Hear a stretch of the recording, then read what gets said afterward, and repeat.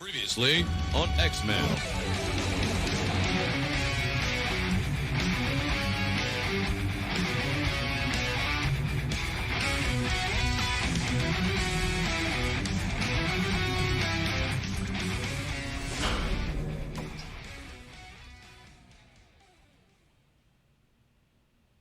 Coming to you live from the city of Whizville, it's the Movie Change Up Podcast Disney Plus Weekly Review, where each week we break down this week in Disney Plus. That's why it's such a great title, tells you everything you need to know.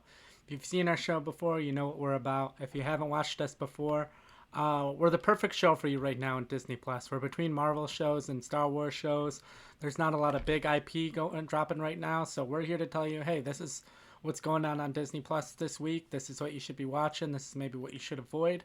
It also doesn't help that there really wasn't much for drops outside of Marvel and Star Wars. It's a super slow week. At least before, we had kind of like the making of documentaries come out with making of Eternals and making of Hawkeye. This week, there is really only one new drop that was worth talking about, and that will be our headlining topic for today. But Tristan, do you kind of echo my sentiments that it's really slow week for Disney Plus this week? Yeah, it's a slow week, but I think we have one big release that people are definitely excited for. And yeah, like you said, this is kind of the week that our show is designed for. You know, when your Disney Plus could be getting dusty, sitting there on your Fire TV or your Roku not being used for a few weeks while I wait for Moon Knight. Maybe we can give you a couple of things that are actually worth watching and filling up your time in there. So we're going to bring up a couple movies, a couple shows that we think might be some ones that are worth watching. And while we wait for Moon Knight and some bigger drops that are coming sooner than we think, I think. Yeah. All right. So let's kick it off with the first topic, and that's a show I've been waiting for a while. It's a revival of one of my favorite animated shows of my youth, and that's The Proud Family, Louder and Prouder. It's not a reboot. It's not a remake. It's a revival. It's a continuation. They might as well have just kept it just The Proud Family and said, hey, this is the next season of it. Because that's pretty much what it feels like. It feels like we kicked off right where we left off with the show. I think they've kind of hinted that it's like, oh, there was like a summer. Like we basically missed a summer of their lives, but we're back. But they're still the modern technology. They're not trying to act like this is 2007 or anything, which is perfectly fine. I wouldn't want them to do that. But yeah, like certain characters have growth spurts. Kind of find it interesting that Orlando Brown was kicked off the show because of his transgressions. Yet CeeLo Green is allowed to be brought in as one of the animated or one of the voices of one of the characters. I think that's kind of interesting. I felt like he's not exactly someone that should have been brought in. But Tristan, what did you think about this first episode? Well, I'll break down the first episode. Essentially, the main plot was more of just the showing who the characters are. If you haven't seen the show in a while, it's kind of a reintroduction of the characters and kind of any of the changes that they've made. They pretty much brought back all the entire voice cast. And if you haven't seen the show before, it's kind of just a nice general introduction of these characters. You had a very simple, like, oh, Penny wants to go to the dance, but her dad won't let her wear what she wants to wear. Plot that's very in line with the original Proud Family. And then the second episode, Penny gets influenced by an influencer to become an influencer, and she becomes famous, which is a plot they really couldn't have done in the original run of the series, but again, still kind of fits everything the original show was. But Tristan, what did you think of the first two episodes of the revival? Yeah, you mentioned you're a big fan of the original show, and I'm not necessarily. It's not that I didn't like it, but it wasn't one of the ones that I watched a lot when I was a kid. I caught it when it was on TV, but I didn't sit down and watch every episode every week or anything like that. So I was familiar with the characters, but I definitely appreciated this first episode because I needed that to like give me the layout of who the characters are, their relationships to each other, and remind me of kind of the layout of the family here. And you mentioned the growth spurts. I thought that was very funny at the beginning here, where Penny wakes up and she's essentially grown like a foot overnight, and her whole body's changed, and she's experienced puberty essentially overnight along with all of her friends. And it's kind of a fun meta commentary of like, oh, we woke up and suddenly all this time has passed. That's weird. And all these changes that took place. That's weird. And I definitely appreciated that. I think that was probably the most interesting element of these first two episodes so far is that they have matured these characters a bit, but I appreciate that they didn't do like a full huge time jump where it's like, oh, now Penny is like the adult with the kids. And I think that's been done too much. And it's never very good. Yeah. I think they made the right call by just saying, okay, it's been like a year or a couple of months since the first one, and sure, technology's changed, but we're just not gonna explain that. That's just part of the show. And I thought I was really happy with the animation here. I thought they was really well done with how it upped the detail, up the color. It looked very vivid and bright, and I think I compare it to like screenshots from the original, which was, of course, the early 2000s. And animation budget technology wasn't necessarily where it is now. So it's very positive change for the animation. I also like the positive change of representation. I think Michael is the embodiment of that, where in the first show, he was this queer coded character who was meant to be gay, but they never really were able to outright say he's a gay character. They had to kind of like play behind the lines a bit and hint at it here and there. But I think it's a nice sign of the times that they're able to bring Michael out and have him be very much out of the closet, very much openly gay. And I think that summarizes a lot of the changes here, where people they're more mature, but they're not like totally different characters. I think that's a really good element of the show. Is they didn't change it too much. It still feels faithful to the original, but it doesn't feel like it's just doing the exact same thing over again. It's not just purely pandering your nostalgia. It's able to modernize and find its audience. I think finding an audience is something that these revivals struggle with sometimes, where it's like, do we cater entirely to the adults who want nostalgia for these old shows, or do we cater entirely to the children who are just like were originally our demographic? And does that make it too much of a kid show? Is there even an audience for kids who want to watch something like this? I think this found its audience by saying we're going to be essentially a kid show with some adult jokes here and there. We're going to have some pop culture references here and there, but we're not going to try and make it like a show for man children who want to be like member buried with the show they used to like. They know that this is a kid show and they know the demographic is kids. So I think that helps it avoid some of the identity crisis problems that these revivals have.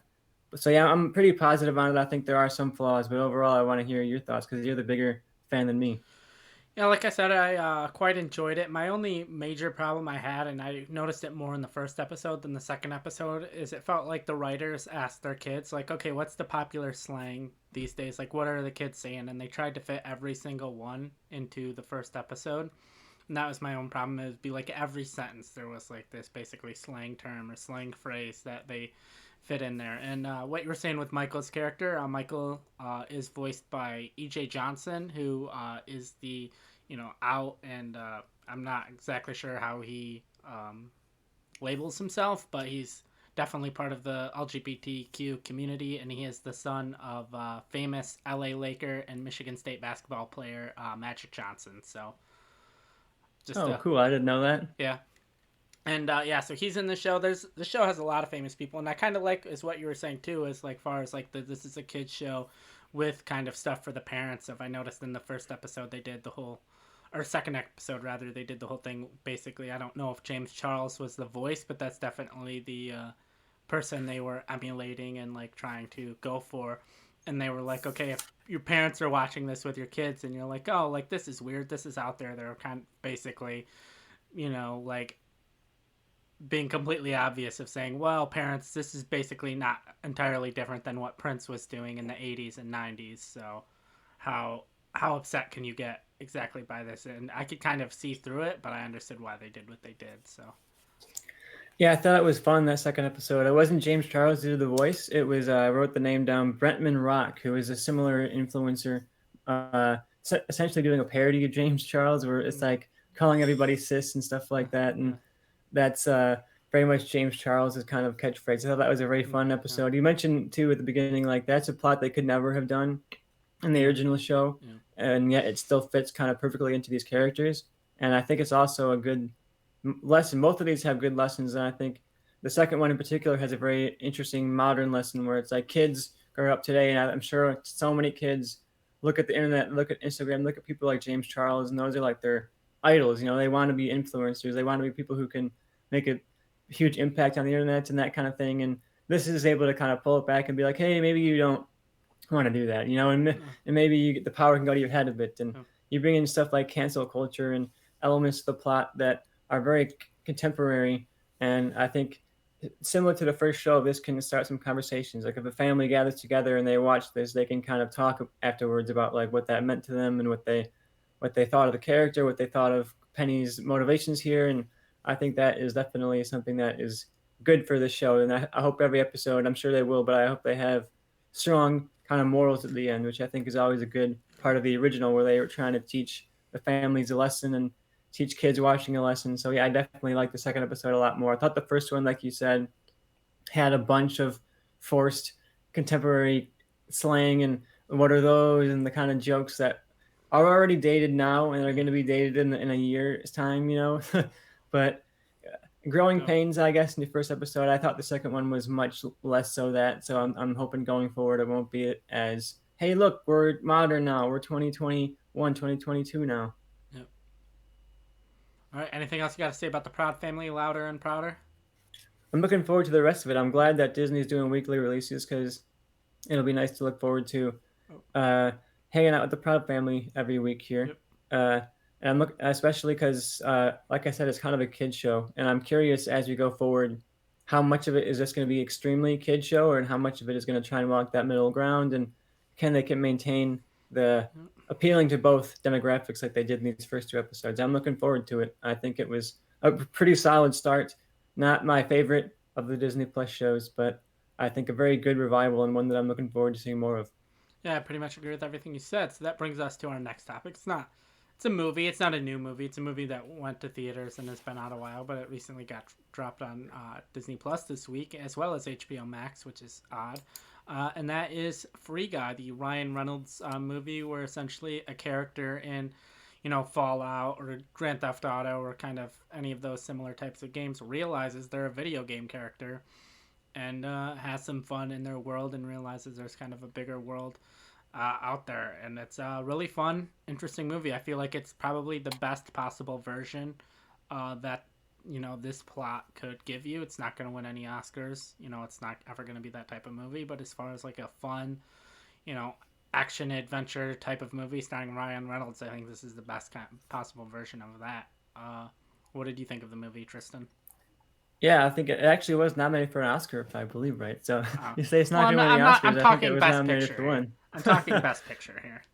But yeah, I think like we even talked before, like they couldn't have done the influencer storyline any other time, and I think this is one where it's like you could not have done this storyline in any other time. I think video games have taken over the pop culture consciousness, and you have people like Ninja and Pokimane who are like the big streamers of the video game world who are in this movie as themselves, and I think it really kind of captures that video game culture really well. So if you're a fan of gaming and if you like especially these kind of MMO type games like GTA and those kind of things, there's a lot of meta jokes in here. You'll see people in the background like jumping through glitches in the walls and that kind of a thing, and you'll see people running around in tanks just blowing stuff up. So if you have any history of playing games like that, I'm sure you're going to get a lot of fun out of this, because I know I did. I know I caught a lot of fun references, whether they're very obvious ones like Ryan Reynolds pulling out some famous weaponry from pop culture of the past. I don't want to spoil any of that, but there's some fun scenes there. And there's also some really subtle stuff. Like I mentioned, you'll see someone in the background trying to like jump through a hole in the wall glitch. And if you play video games, there's all these like these folklores that go around of like, oh, if you go to this certain pole, you jump on it in the right way and then kind of aim your guy to jump the right way, you can jump through the wall and like fall through the map. So you kind of have like those Easter eggs that are out in this world here. So that was a lot of fun. Yeah. And interesting too that Jodie Comer is in this. She had a really interesting 2021, a wide range of performances here. Yeah, I was gonna say she basically one of the best performances of the year, even though I don't believe she got an Oscar nomination in The Last Duel, and then also in Free Guy as a completely different character. But yeah, she was great. This movie's got Taika Waititi. Channing Tatum has a very small role. Pretty great cast for what this movie is, I think. Yeah, and this was one of the first movies post-pandemic that was being released and kind of was a big success. So I think that was kind of a cool moment. I know I saw this in theaters. It was one of my first movies back in theaters, so it was kind of a cool moment of everyone kind of coming together and watching a movie together for the first time. And I know I had a lot of fun watching this and laughing at all the jokes. And yeah, it's definitely a watchable time. So like you said, this is kind of a slow time for Disney Plus. So this is the perfect time to watch this. I think it's a very easy watch, a very fun watch. There's a couple of jokes that will push uh, the family friendly boundary. So if you have like very young kids, I think there's some jokes here and there that you might you might hope they miss them, so they don't ask some questions about what that might mean afterwards. But overall, a pretty good family friendly action movie, and what you're getting from Ryan Reynolds. He gives a perfect Ryan Reynolds performance, so he's pretty much playing Ryan Reynolds as he always does here. But it's a role that I think fits him pretty well. Yeah, I definitely agree. You also got Laurel Howery from Get Out fame, as well as Joe Keery from Stranger Things fame. So pretty. There's probably, if you watch this with a family, if you got like maybe your youngest, they're like 12 years old, there's probably going to be someone in this movie that everyone in the family likes. So yeah, that's a good point too. There's a wide range of people that show up, whether you're a fan of Twitch streamers or whether you're a fan of like award-worthy actresses. There's a lot of people all over the place here, and great action and comedy too. I think it was very funny. So yeah, I definitely recommend this to watch. all right, and I think we kind of wrapped up our discussion of Free Guy. It's a pretty general, basic movie, not a movie that we got to go into like the themes and the messages and what were they trying to say with this movie. So that brings us to our next movie. It's a movie that's not exactly new. It's about 22 years old, and that is the original X-Men. We decided, hey, with some rumors going around of what could possibly happen in Multiverse of Madness, as well as X-Men 97 coming soon to Disney Plus. Hey, let's take a look back at some of these older X-Men movies and kind of remind people that they are in fact on Disney Plus. And yeah, I mean, if you don't know what this movie is, it's the first live-action X-Men movie where Wolverine, played by Hugh Jackman, meets the Professor X's, students in the School for Gifted Youngsters, and they take on Magneto. It's kind of an interesting time capsule as far as superhero movies. It was kind of the first one to actually like take the source material seriously. It's like Superman was the first one, and then those got goofy, and then Batman did it, and they kind of were goofy. I'm not quite sure where Blade is in the timeline. I think Blade came out a few years earlier, but that wasn't exactly a known comic book property. I think people even at the time didn't really look at it as a comic book movie just because Blade wasn't exactly a big time comic book character. And then X-Men came out, and I think this is the movie that without the X-Men we don't have the MCU as it is now, maybe even at all. So Tristan, you probably watched this a little more recently than I did. I watched it about a year ago. What are your general thoughts on X-Men 2000?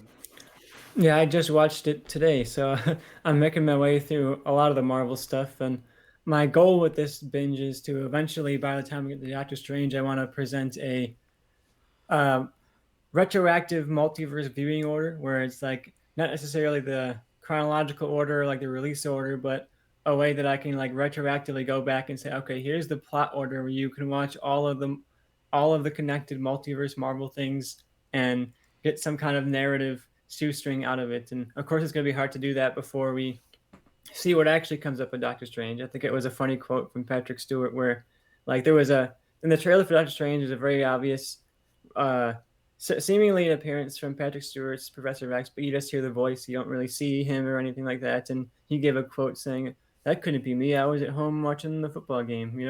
How could I have been there?" So he's trying to play coy. He's not the werewolf. We'll see what happens. But yeah, this is one that kickstarted it all. I mean, in terms of taking its source material seriously, I think it's interesting. This came out just a couple of years after the animated series ended, so the X-Men were definitely part of the pop culture lexicon at that point, especially among like young kids. Yeah. So I think when this came out, it was very much looked at as like an adaptation of the cartoons in a way, almost like a lot of the interviews you read from the cast are talking about not necessarily being faithful to the comic books, but a lot of them are talking about like how they watch the cartoon as kind of research for their characters. And I thought that was interesting because now you talk about how people would look back and say, oh yeah, I read the old comics to kind of inspire myself. But I think in this, they equally looked to the popular cartoon show that was just on the air recently. And I think they did a great job. Honestly, I think you look at it now and sure, some of this stuff is a little bit cheesy here and there, but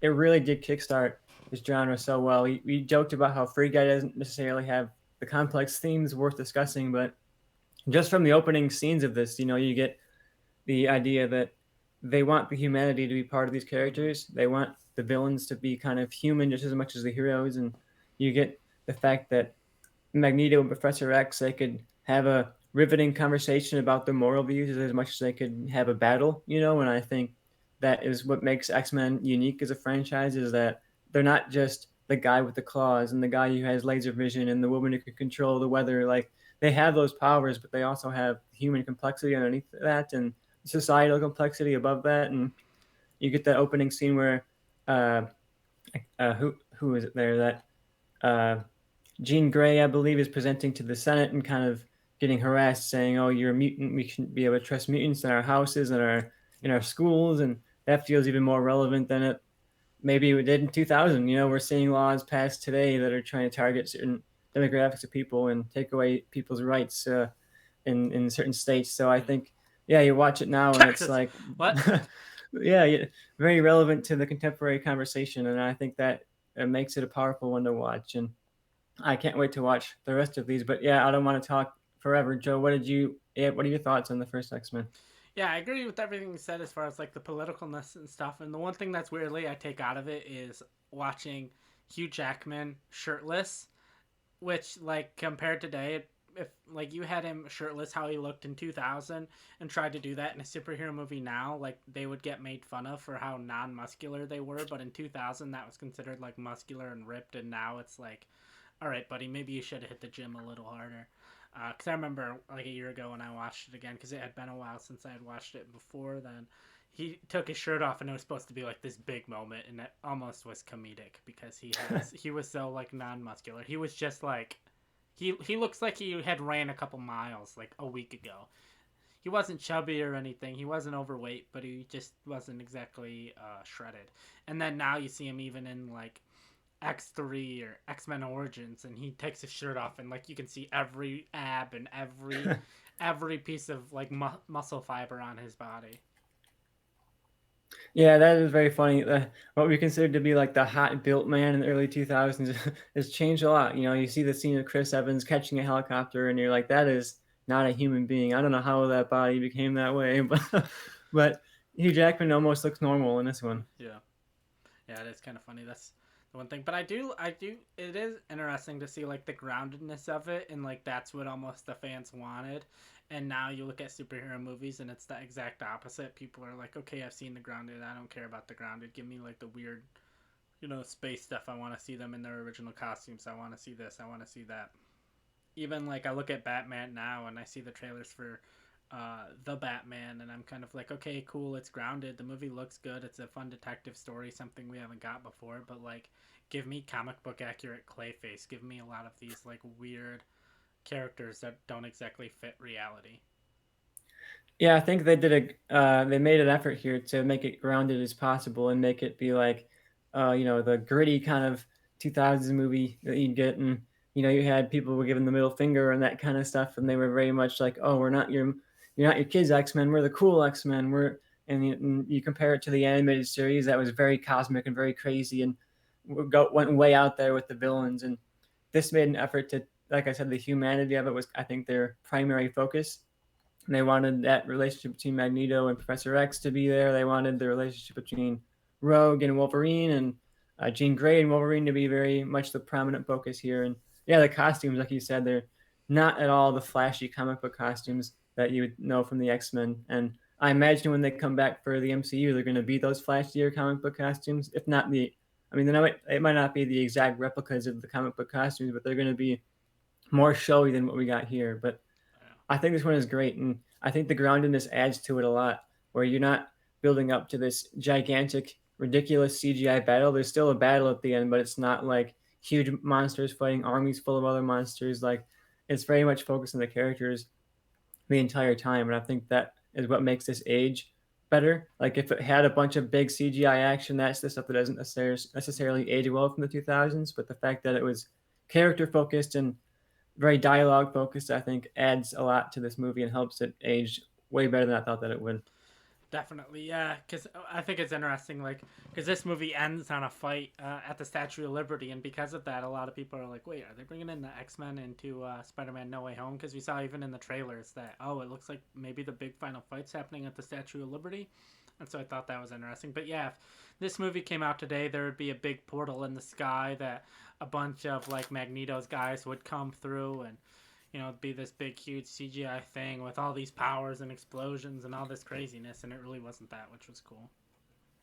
Yeah, I definitely think this is a great one. And even if you're not a superhero person, you don't watch like the MCU and that kind of stuff, I think you still get something out of this. And yeah, I like that you don't have to necessarily commit to watching like dozens of movies to get what you want out of this. You don't get to the end and you're like, okay, it's a bunch of cliffhangers for other stuff, and you don't start the movie up and it's like, oh well, you didn't watch the last 25, so you don't really know what's going on. This feels very much like something you can just throw on and watch and get the most out of it. Yeah, there's not a Professor X movie you need to watch, and a Wolverine movie, and a Rogue movie, and a Magneto movie that you need to watch. Obviously, there are prequels, but they didn't come out till afterwards, so you don't need to watch it. It's very much a Star Wars situation where you can start with the first Star Wars, and you'll be fine. You'll understand everything. But Yeah, they had a lot to juggle, which I think is impressive too. Like we see the MCU's kind of structure where it's like we're gonna bring in Iron Man, and then we're gonna bring in the Hulk, and then we're gonna bring in Thor, and we're gonna slowly build up to the Avengers. And this right off the bat, we're like, okay, we're the X-Men. We have essentially everybody, and not everybody, of course, but we have like a lot of the core X-Men team in here, a lot of the flagship people, and we're gonna introduce all of them to you essentially in like the same scene. We're gonna have Professor X just like say their names to Wolverine, and that's gonna be all you get, and it still works. I think it helps that the TV series was part of the lexicon already, so you didn't really necessarily have to be like, and this is Wolverine. He has claws come out of his fingers, and that's why we call him Wolverine. It's like that. It's just the characters are kind of presented to you as themselves. There are some interesting notes though, like Sabretooth shows up here, and it's not even close to the Sabretooth we get in the Wolverine Origins. Like it looks more accurate to the show, I guess, but yeah, not Liev Schreiber in this. No. Yeah, one of the things I thought was interesting was Hugh Jackman said in his audition, he was like walking around and pacing around and like smelling, and the uh, casting director was like, "What are you doing?" He's like, "Oh, I'm like channeling a wolf. I want to be like a wolf. I feel like this character's like a wolf." And there's like, but Wolverine is like a real animal because he had no idea Wolverines were real animals. He thought it was like a play on the the wolf animal, and but I guess being from Australia, or you wouldn't really know about like our deep cut American animals. So It's not a kangaroo. yeah, yeah. Yeah. Anything else you need to say about the X-Men before we move on to our final topic? No, I mean I think it's a great one. I can't wait to watch the sequel because I'm from what I remember of the sequel, I like the sequel more than the first one, and it'll be interesting to watch that over again and see how they bring these characters back. And yeah, finishing out the trilogy will be interesting too. This is a great start though. I really like this one. I haven't seen it in a while, so I'm glad that I made the excuse to watch it because it was. I thought it would age worse than it had, to be honest. So I'm glad that it still stands the test of time, and if not, got even better with its political themes that Yeah. seem to be more relevant, or at least as relevant as they were when the movie came out. Yeah, and X-Men 2, I remember there's a scene that's still pretty relevant today. And then also the opening scene with Nightcrawler is one of my favorite movie opening scenes of all time, along with the first Pirates of the Caribbean movie. But with that, we'll move on to our final topic. So, kind of in lieu of the Proud Family, as well as a little bit of Chippendale Rescue Rangers, is animated shows getting these Disney Plus revivals. One as a kind of live action animated hybrid, the other one is just kind of movie, and the other one is just kind of like a hey, new season of the show, just made so many years later. So, we're kind of like, what other animated shows from the early 2000s could do with a revival? And I think the first one that comes to mind is Recess. I think with all of the new technology and kind of the new way in kids interact with each other, I think Recess would be a really awesome show to do a revival for. If you haven't seen the show before, it's heavily inspired by the old live action series Hogan's Heroes, who I'm sure that helps no one out because if you don't know what Recess is and you're watching our show, you probably don't know what Hogan's Heroes is. But I loved Hogan's Heroes. I loved Recess. Essentially, you had this group of kids just hanging out at recess, fighting against, their kind of douchebag kid that was a brown noser with the kind of, I don't remember what her job was essentially. But yeah, and then her, who was kind of like the head of Recess. And then you had Dabney Coleman playing Principal Prickly, and he was kind of like a tweener, where sometimes he was the antagonist, but sometimes he was helping the kids out. And yeah, all of these kids, uh, you had the Ashleys, who were like this popular group of cliquey girls. You had just all of the older kids who hung out together, and it was just all of these various kind of groups, and it was just kind of a interesting dynamic that you could kind of parallel to real life. So it'd be really cool to see what they could do with recess in modern times. But if you had to pick one show to revive, what would it be? Yeah, I think Recess is a good call. I want to comment on yours for a second because I think that's definitely one that I think could be revived, and I think they could do it in a similar way to Proud Family, where it's like maybe they're a year older, but they're essentially the same characters, just a bit more mature. I think that would be a lot of fun, more so than like, oh, now they're the parents sending their kids to school. I don't. I think it'd be very fun to see these characters back, maybe a grade level older than they were when they ended the show, but doing the same antics, the same kind of like teen rebellion, one flew of the cuckoo's nest kind of thing where they're rebelling against authority. And I think that would be a really fun one to watch. And yeah, I could, similar to Proud Family, be able to check both boxes of appealing to us who watched it a lot when we were kids and want to get the nostalgia of seeing those characters again, but also appealing to the kids who are going through the exact same situation essentially that they are going through, being these young kids and in school feeling like the world's against them kind of, and I think that's a universal kid theme. So I think that would be a good one. For me, one that I think would make a really good revival is Lilo and Stitch. I think Lilo and Stitch, uh, it was a movie, but then it was also turned into like a TV show, and I think this could be moved into a TV show as well. I think as like genre has kind of become bigger and more popular over the years, sci-fi and time travel and space. I think this could be one that has a great revival on Disney Plus, and they could lean into more of the fun side of it, more of the genre side of it, and really make something out of it that would be modern and contemporary. And as animation has come further along, I think they could do a lot with the sci-fi, a lot with the kind of spaciness of it. So that would be a fun one for me that I think would make a good Disney Plus show revival for Lilo and Stitch. And you have diversity too is something that people really like to see in their TV shows. So I think having a diverse cast as a lead would be something that would sell even better now than it did in 2002. Yeah, I think there's actually a pretty decent chance of this happening, considering there is a live action version set to be released on Disney Plus. No release date set. The movie's still in development, so who knows exactly how or when it will pan out. But I think if they're definitely trying to continue that brand, I think there's a decent chance that they will bring it back at least in some form or another. Because there was the live action series, obviously, so I think there's a decent chance that they continue it again as a live action series. I would love that. I think it's a good possibility to be brought back. Do you have anything else? Any other shows you think would Uh, make good pulls? yeah, one that kind of continues to pop up. They did kind of a live action movie, which I didn't watch, which I heard was horrible, which is why I didn't watch it. But I think Kim Possible, I think, is one you could bring back as another revival. It's one that I almost think if they did it more, I think it would almost work better for a revival if they did more of an adult oriented. I don't think you have to go like full like Archer style comedy, but if you did Kim Possible like quote unquote the college years, um, still keep it animated, still keep a kind of similar vibe, but maybe more adult oriented humor, um, but still accessible to kids. I think that could be a good way to go for a revival of that. Yeah, I think that would be good too. And I can see like having this overarching kind of spy thriller plot to it where she's kind of trying to uncover a mystery then over the course of the whole season. And then you have like the individual missions that lead into that larger story. I think that would be a great revival. I could see it now. And yeah, like you said, they tried to do the live action movie, didn't necessarily go over well. And I think that's just a sign that you don't got to change it that much, just essentially do the animated show, age it up, mature it up a bit. You can change it, but you don't got to totally change the medium and totally change the tone and totally change everything about it. So you can keep it similar while still having some changes. I think Kim Possible would be a great revival. That's one that I had on my list as well. I think that would be a perfect show to bring back, and I think it would age well right into the modern audiences. You have a female lead, a powerful woman who is action oriented and fights her own battles. I think that's a great pull. I think that would be a really fun one, and I wouldn't be surprised if that happens eventually because that is definitely one of their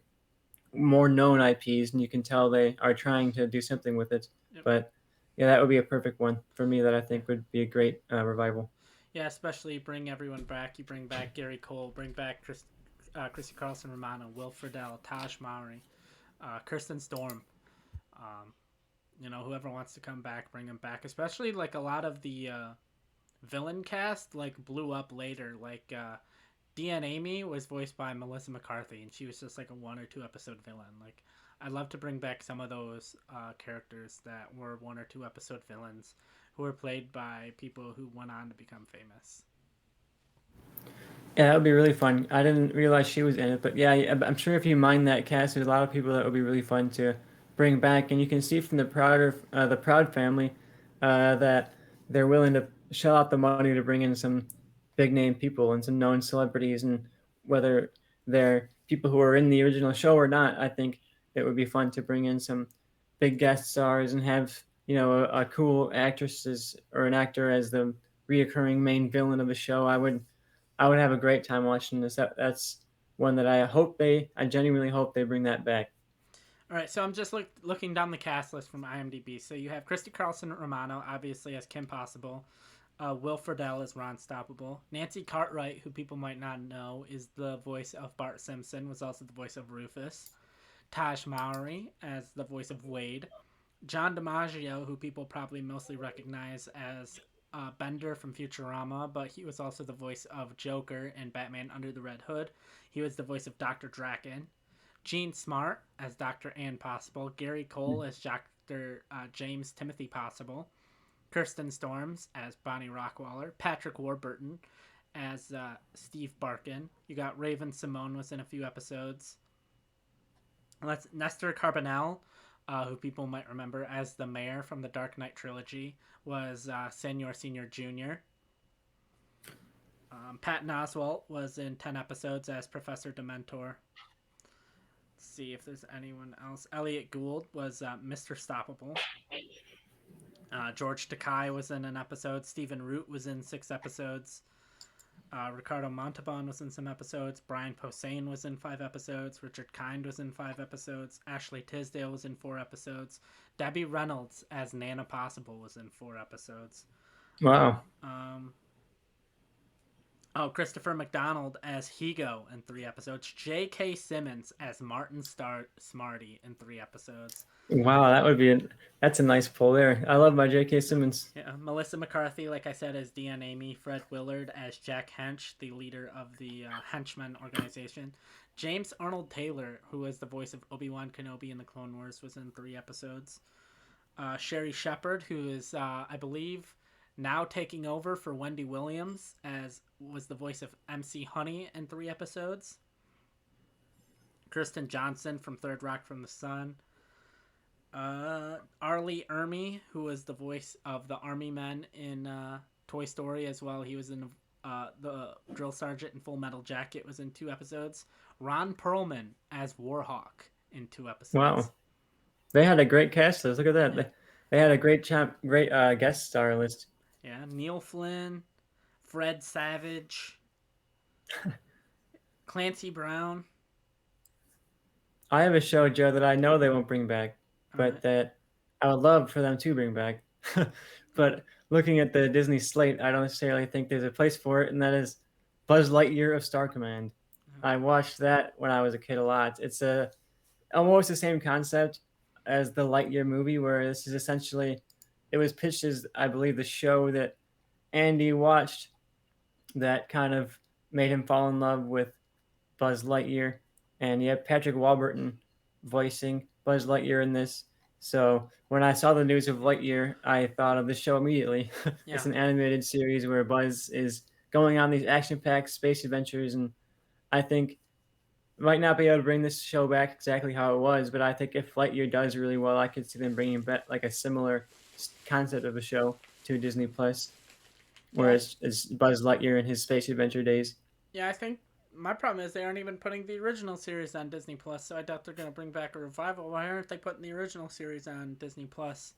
I enjoyed the original series. I haven't watched it in 15 years, I'd probably watch it now and be like, this show sucks. But just for nostalgia purposes, I want to watch it again. Let me watch it again, Disney. God, what are you Yeah, doing? Disney, come on. I would definitely be watching this. I would binge watch this entire show if I could. Yeah. And yeah, like you said, I'm sure I'd watch like 2 episodes and be like, "Ooh, that was not what I remember it being." Yeah. But who knows? It could be good. Maybe they haven't put it on there for a reason. They're like, okay, let's not Yeah. let's pretend that one didn't happen. That would ignore that one. It's like the Star Wars show. What was it? Not Star Tours, but it's the one that the Robot Chicken guys did. That everyone's like, oh, Disney hates Star Wars because they aren't putting it on Disney Plus, even though they bought the rights to it. And the guys that made it are like, yeah, pretty much all of our jokes were pop culture references, so it wouldn't really play as well in 10, 15 years later, and also some of our jokes, maybe political correctness wise, also wouldn't hold up as well. So we're not exactly mad that they haven't released them. Fans are still like, why aren't they releasing them? Where's Star Wars detours? That's what it was, detours. I was like, Star Wars. I was like, I couldn't remember what I even said, but that was a ride. Do you have another show that you want to release? Because I think I have one more that I would If like you to got one more, give it to me, Joe, because I've run the gambit here.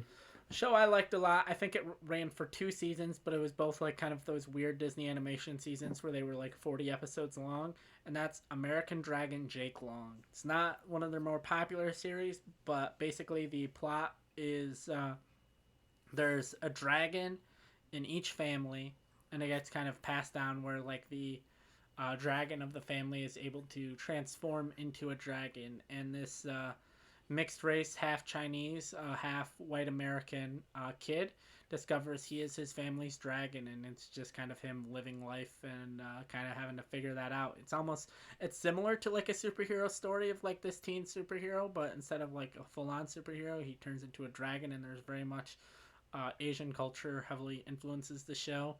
Especially because they're doing that show that sounds a lot like Percy Jackson, but with a lot more Eastern inspired gods and characters. I feel like that could be, I don't want to say like tie into it, but I feel like if that does well for them, it makes sense. Like, hey, we have this IP that, is similar in that way.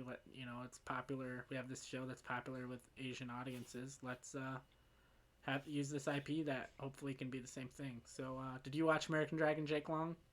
I actually did not watch this one, but I think that adds a bit to my desire for another one. I think something, of course, the desire is to take the most popular shows they have and bring them back because they're popular. But I also think there's a road where you can be like, okay, this one was popular, but it wasn't necessarily like on our top echelon of shows. Maybe we can bring it back and kind of bring new eyes to it and do it a bit more successfully than we did it the first time. And yeah, I think you see superhero stuff and like Eastern culture stuff is even more popular now than it was in the early 2000s. So I don't know why it wouldn't do better now. And yeah, I think it's a cool premise. I think the idea that he literally transforms into a dragon is is cool and could get some good action scenes out of that. And I could almost see this being one they bring back in live action and have it be like a CG dragon that he turns into. Of Yeah. course, that would be a bit expensive, but I think that's one that I could see them bringing back in a different way and saying, okay, let's kind of try this one